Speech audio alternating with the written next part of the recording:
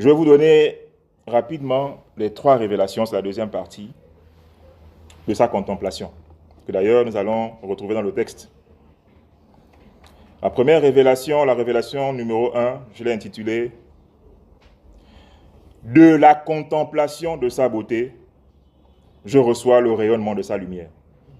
David dit, il commence le psaume 27 en disant ceci. « L'Éternel est ma lumière.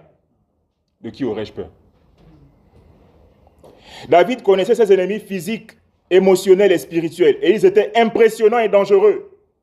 Mais une fois qu'il a vu la splendeur, le rayonnement des lumières de Dieu, il a compris que ses adversaires, qui étaient pourtant impressionnants, ne sont que des ombres pâles. La lumière de l'éclat de Dieu te permet de constater qu'ils ne sont pas aussi forts qu'ils le pensent. Car, si tu les places à côté de l'éclat de Dieu, de son Zohar, de sa Noga, de sa Noam, tu te rends compte qu'ils sont vilains. Est-ce que vous me suivez? Ils peuvent paraître beaux et impressionnants de premier abord. Mais à côté de la Noam de Dieu, ils sont vilains.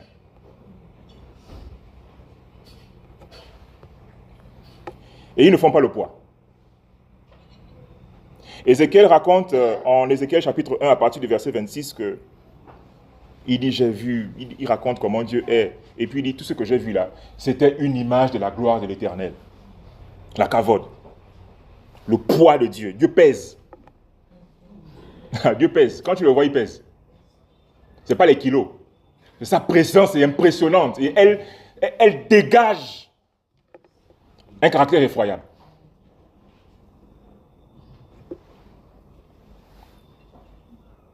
Une maladie déclarée mortelle est certes impressionnante, mais elle est laide. Elle est fade, elle est obscure, elle est faible devant le rayonnement du roi. Les pensées de suicide, des pensées noires et nombreuses qui te harcèlent jour et nuit, te semblent invincibles et indécrottables. Pourtant, le rayonnement glorieux qui émane de lui suffit à dissiper les ténèbres. Car quand tu le contemples, son esprit appuie l'interrupteur et déclare que la lumière soit.